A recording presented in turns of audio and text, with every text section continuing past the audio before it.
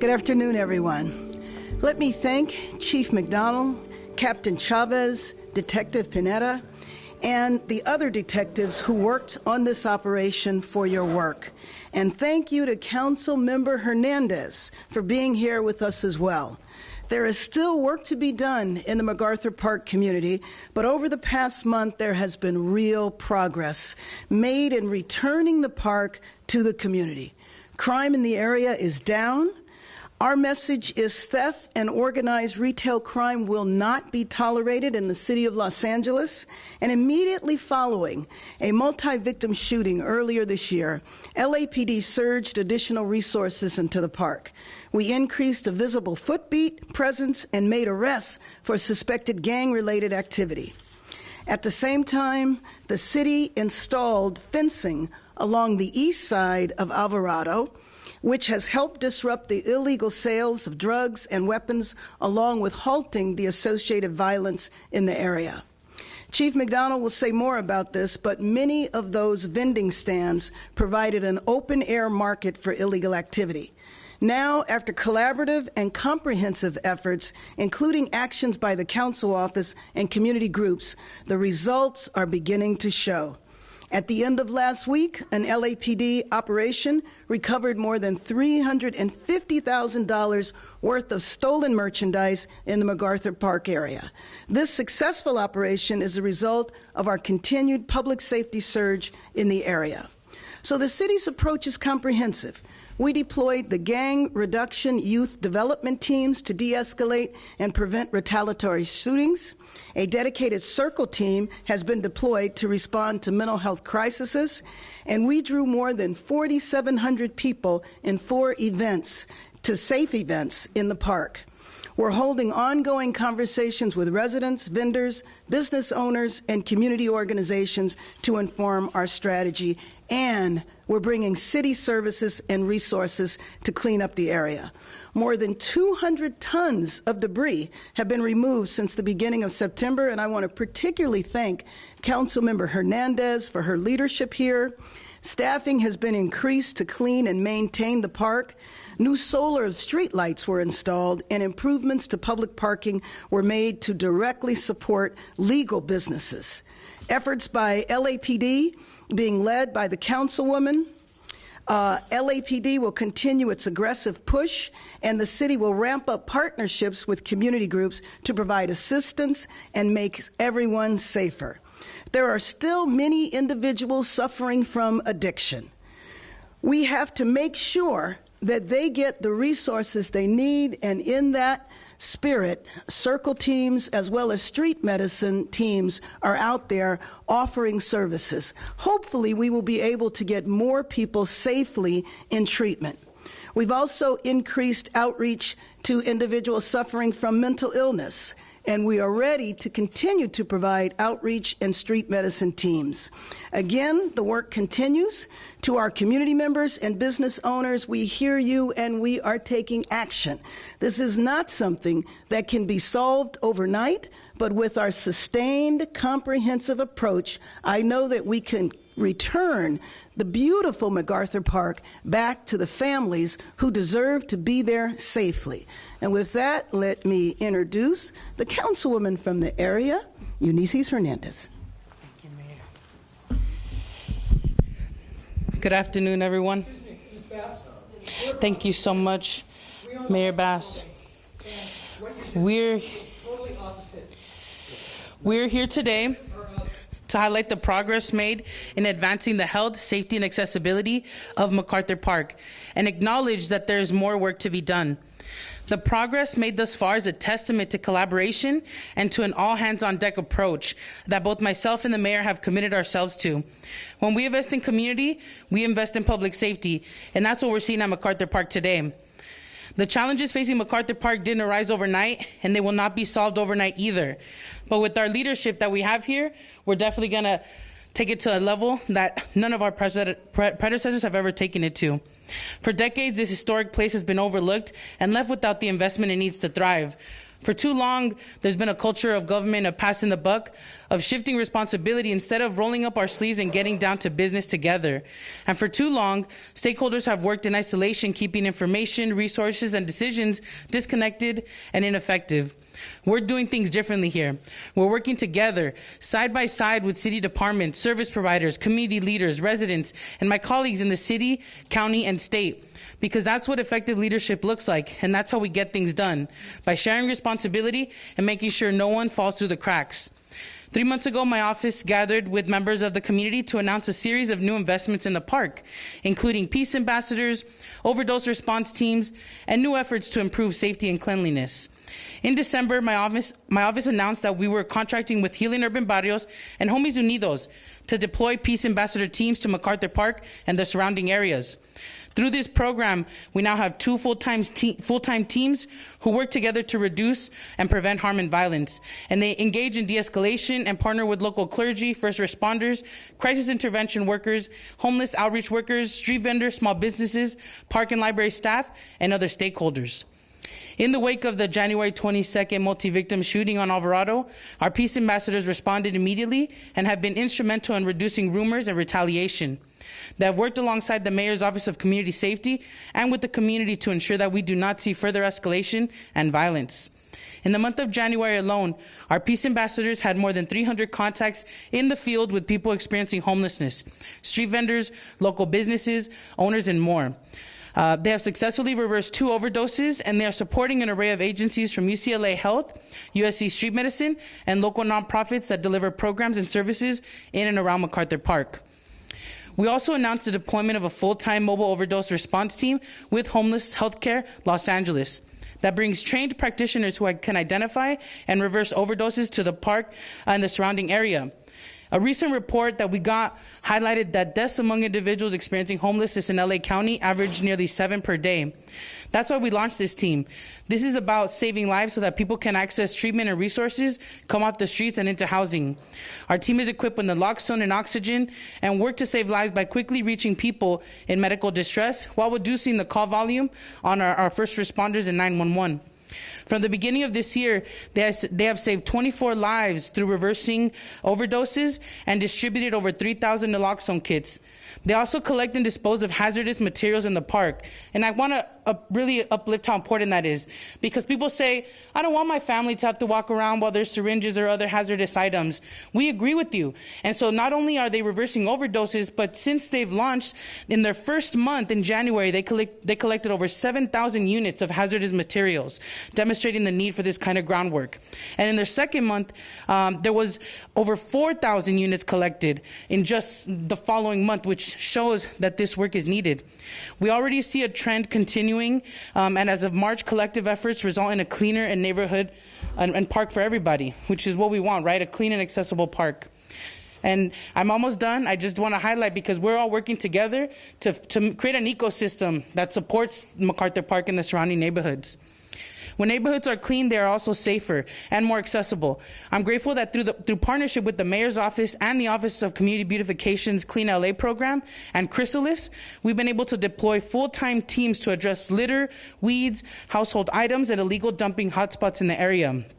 In just 6 weeks, these crews collected more than 45,000 pounds of trash. Because of the significant need, my office has launched an additional program in partnership with Garesen to bring on additional cleaning crew for the area while providing job training and skill development for local residents. All of this is happening in addition to the regular community cleanups in the area. Just 3 weeks ago, in just 3 hours, our office, alongside with multiple neighborhood councils, our colleague, council member and council president Marquise Harris Dawson's office, we collected over 4,760 pounds of trash, bulky items, totaling over 2.83 tons of trash. That's the power of community in action. And this is what we can achieve through collaboration and investment. We have brought in over $10 million in additional state and federal funding to MacArthur Park, and we're not done yet. This year, we're launching a field medicine program with LA Care through MacArthur Park Care Collaborative that'll bring an unprecedented level of access to health care and fill crucial gaps in the social safety net for this neighborhood. We also know there's more work to be done, and that's why my office is working to open a drop-in center near the park that will provide restrooms, showers, access to food, and supporting some of our most vulnerable neighbors. I do not believe that when we are confronted with multiple challenges that we have to just focus on one solution, right? There are multiple fires happening in MacArthur Park, but we can all work together to find a strategy that'll put out all those fires at the same time. We can invest in all places of the neighborhood, and that's one thing that I think we're representing here today is the investment in that. Our neighborhoods deserve a 360-degree approach that is focused not only on confronting the issues we face, but also bringing in 21st century investments that will uplift the quality of life for our families who call this area home. So thank you so much to Mayor Bass for your leadership on this, and thank you so much to Chief also for your partnership on this, and I look forward to seeing where we could take MacArthur Park very soon. Thank you. And I want to now bring up LA City Police Department Chief Jim McDonald. Thank you. Well, thank you, and good afternoon, and thank you for joining us here today. I'm joined behind me by my partners from Operations Central Bureau, which is the overall area of the 5 divisions that encompass that, and the leadership here at Rampart, who has taken a very active role, Captain Chavez, Detective Mike Pineda, putting together the resources necessary to achieve the results that we have seen so far and will continue to see. Today I want to share a little bit about the progress the LAPD has made in reducing crime and improving public safety in MacArthur Park. Under the leadership of Mayor Karen Bass, we've taken a decisive action to address crime in the area, and while our work is not done, clearly a lot has been accomplished in a relatively short period of time. We've seen crime reduction in MacArthur Park has long been a focal point for criminal activity, including crimes against persons, property crimes, and open drug use.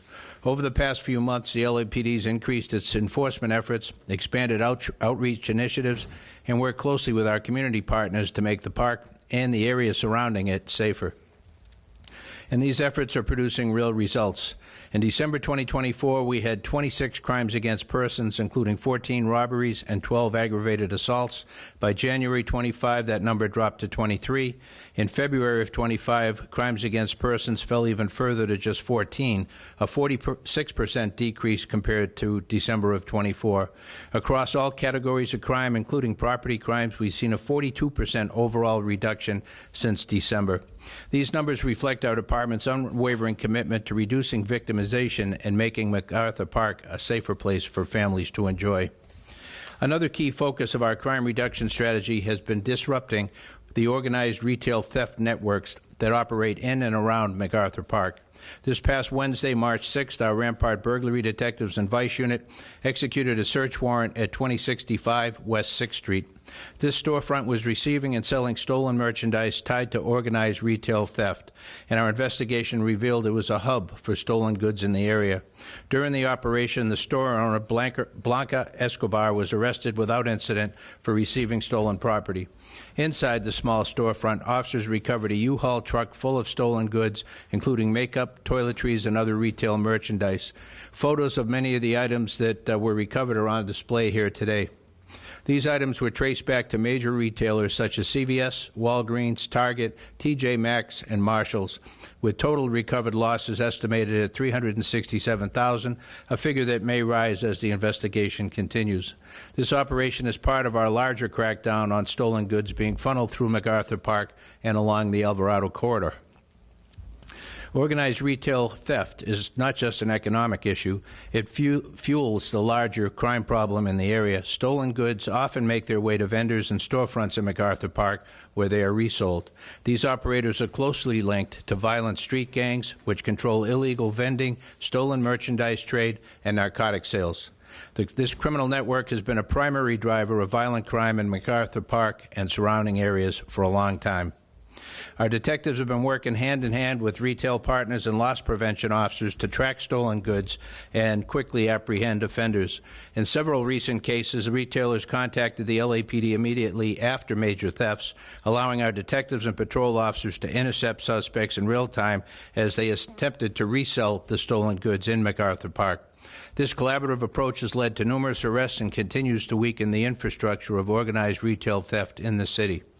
The LAPD is committed to maintaining and expanding these crime reduction efforts and will continue increasing our community outreach, targeted enforcement, and investigative efforts to ensure MacArthur Park remains a safer place for all. This progress is proof that when we work together, law enforcement, city officials, businesses, and the community, we can take back our public spaces and protect our neighborhoods. While we're making significant strides, we recognize that there is still much more to be done. Our department remains dedicated to reducing crime, supporting victims, and holding criminals accountable. We thank our community for their continued partnership and encourage anyone with information about illegal activity in MacArthur Park or the surrounding area or anywhere in the city to be able to come forward, feel comfortable in doing that. Together, we will keep building a safer Los Angeles for all. Thank you very much. All right, we're going to open up for questions first to Pete and then to Richard.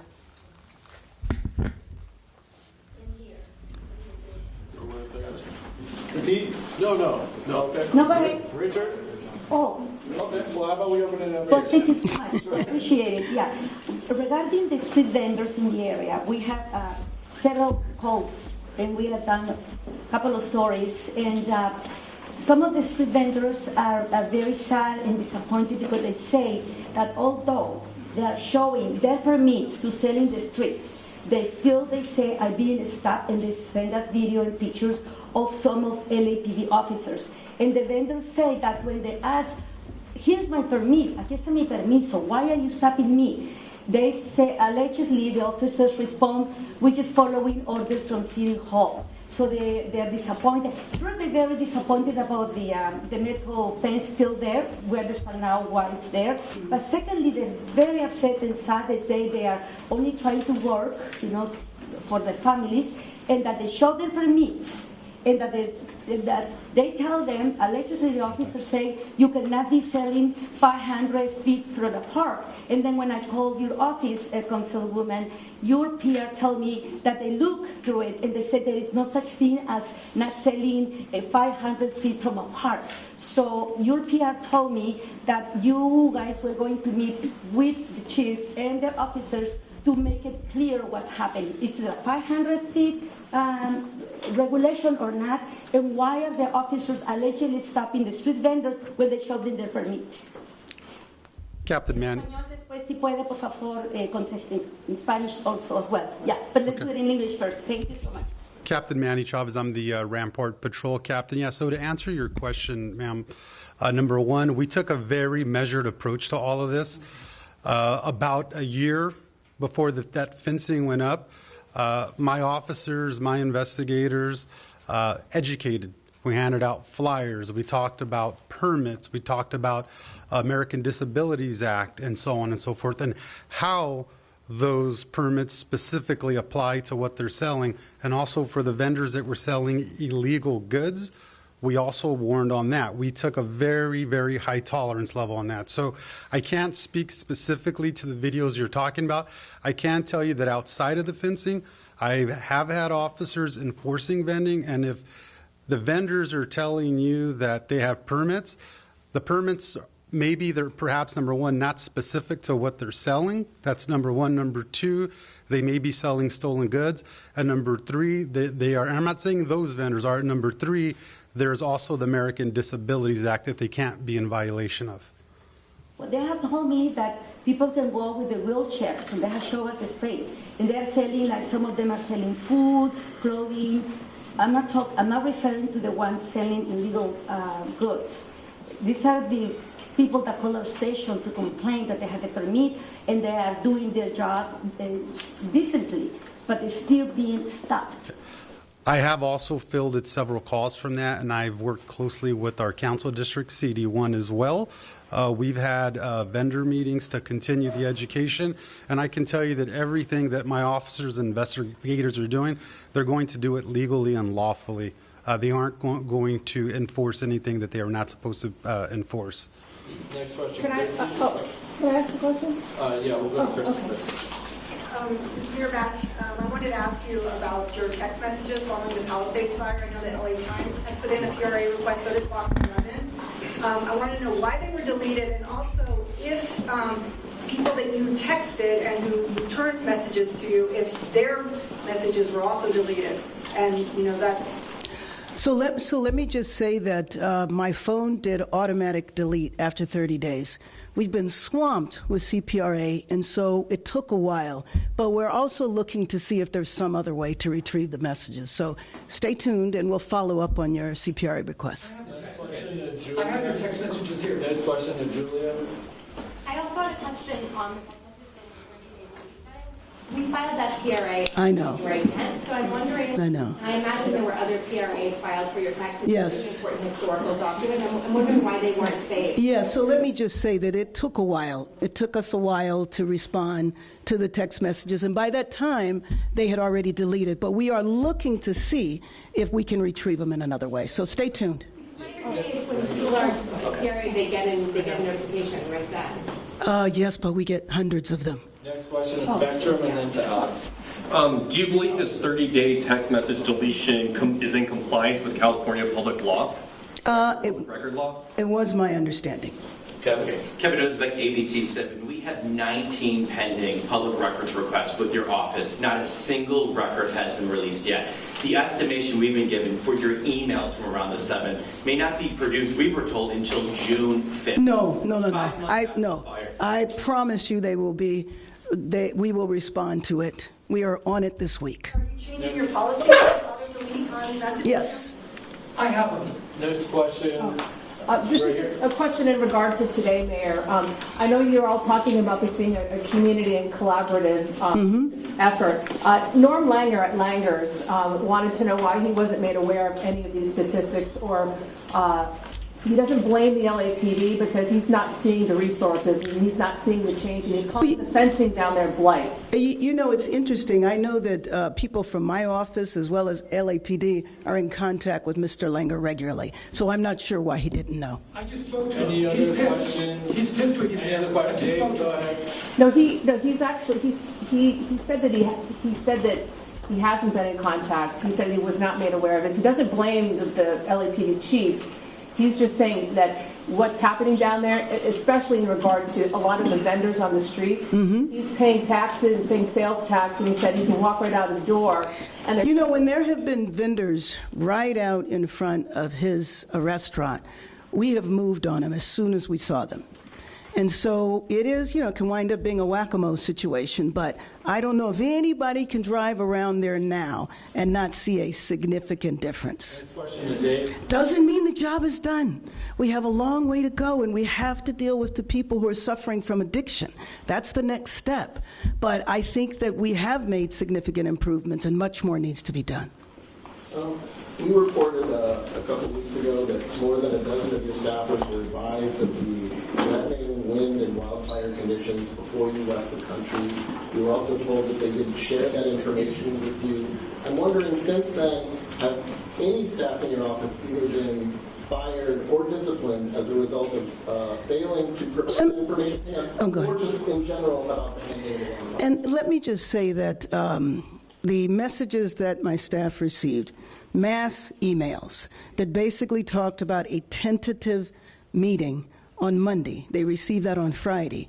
Did not see that. It didn't rise to the level of something that was critical. So yes, we are evaluating everything in my office, in the fire department, in the emergency management department. All of it is being evaluated.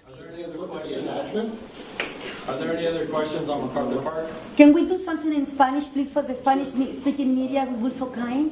Councilwoman? One of the officers, detective, yes, thank you, muchas gracias. Thank you, guys, I'm sorry. Entonces, ¿qué se ha logrado hasta ahorita en el Parque MacArthur en este operativo y qué es lo que sigue? ¿Puede repetir la pregunta otra vez? Que me resuman lo que se ha logrado con este operativo y qué es lo que continúa. Pues lo que agarramos de esta operación fue que los compañeros, las tiendas, recuperaron mucha de la mercancía que perdieron, que estaba robada. Y vamos a seguir trabajando la calle Alvarado y seguir tratando de parar que vendan cosas robadas aquí en la calle o en las tiendas. ¿Qué pasa con los vendedores que legítimamente tienen un permiso y están cumpliendo con la mayoría de reglamentos para vender en la calle? Sí, muchas personas que he hablado con ellos que están ahí en la calle Alvarado, unos sí tienen permisos, pero el problema es que en la ciudad de Los Ángeles, en la calle, hay una sección, no me acuerdo muy bien cuál es, parece que es 42.18, y con esa regla hay muchas reglas que imponen que no pueden vender. Por ejemplo, si están ahí en la calle Alvarado y hay muchas tiendas ahí que están abiertas, ¿no? Tienen que estar como 20 pies de una puerta de una tienda. Y el sidewalk no es 20 pies. También de la banqueta, se me hace que es como 18 pulgas. Hay muchas, de una bus stop es como 45 pies. De un árbol es como 3 pies. De un parking meter es como 3 pies. So, donde quiera que vaya a ir en la calle, hay una violación que están haciendo ahí. Concejal, ¿puede tomar el podium? Porque los vendedores están esperando que usted vaya a la zona, hable con ellos, se reúna con ellos, para aclarar todos esos puntitos. Por ejemplo, la confusión que hay con respecto a los 500 pies del parque. ¿Piensa reunirse con los vendedores? Usted, díganos qué les podemos decir a nombre suyo. Sí, mi equipo está en contacto con los organizadores de los vendedores ambulantes de esa área, pero también estamos organizando eventos donde estamos trayendo los departamentos de la ciudad, los departamentos del condado y nuestras organizaciones de la comunidad para dar los servicios y la educación y el entrenamiento para que gente sepa sus derechos, sepa las reglas que existen para, sí pueden vender aquí, pero tienen que estar ciertos pies de este lado, no se pueden bloquear la calle. Eso es todo lo que le estamos dando de información y educación para que gente sepa, ok, si viene el condado y quieren enforzar sus leyes, pueden hacer eso. Por eso tienen que tener el permiso de la ciudad, el permiso también del condado. Y mucha gente no sabe todos los pasos que tiene que tomar. So, para nosotros es educación, para que gente sepa qué pueden hacer y qué no y cómo les podemos ayudar, porque también no es muy fácil ganar tu permiso, especialmente a nivel del condado, y mucha de nuestra gente vende comida y eso no es algo que es muy accesible para ellos. Son estos eventos que tuvimos uno ahí en esa área este mes pasado para dar esta información porque es importante. ¿Y el caso del corredor salvadoreño? También en el corredor salvadoreño hemos traído botes de basura, también hemos traído un programa que no ha existido en cualquier otra parte del país, que es que estamos colectando el aceite de los vendedores ambulantes ahí para que no lo tiren en la calle o en el sewer system, y es el Fats Oil and Grease Collection Pilot, que no existe en cualquier otro lugar. Y también estamos dando información de sus derechos, qué tienen que hacer, qué son las reglas, para que tengan la infraestructura, pero también sepan sus derechos en cómo tiene que ocurrir la situación. Pero ahí estamos con ellos y bien acercan contacto con los vendedores también en esa área. Concejal Hernández.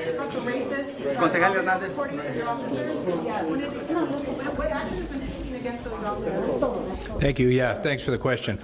We became aware of it immediately. The officers were assigned to home without police powers. The investigation was ongoing. Mayor was notified, the Inspector General, the Police Commission. We've taken it very seriously. We don't tolerate that type of behavior in the workplace, especially critical now in light of our recruitment efforts, and to have a trusted unit like this alleged to have done these kind of activities, we take it very, very seriously. Last question. Concejal Hernández, ¿podría regresar por favor al podio y responder la pregunta respecto? Well, let me just... Everybody had an opportunity. Please be respectful. Okay, Thank you. go ahead. Concejal Hernández, ¿podría regresar al podio a hablarnos sobre los vendedores? Dicen que las cercas de metal, primero, ¿cuándo las van a remover? ¿Cuál es el plan? Y segundo, dicen que han visto que ha disminuido, por supuesto, el crimen, pero que el consumo de drogas sigue en la zona. ¿Qué no puede decir respecto a estas dos preguntas? ¿Cuándo se remueven las cercas de metal y el consumo de drogas? ¿Cómo lo van a disminuir? Las cercas es algo que tenemos que figurar con la oficina de la alcaldesa y su equipo, a ver qué es el timeline para eso. He asked when the fences will be coming down. Gracias. Y para lo que está ocurriendo con las drogas, sí, también estamos teniendo conversaciones con el departamento para ver qué son los próximos pasos que van a tomar para también tomar más acción en esa crisis. Porque sabemos que hay diferentes cosas que se están quemando ahorita. Una de esas cosas es el uso de drogas, pero estamos teniendo las conversaciones para ver qué son los pasos que debemos de tomar.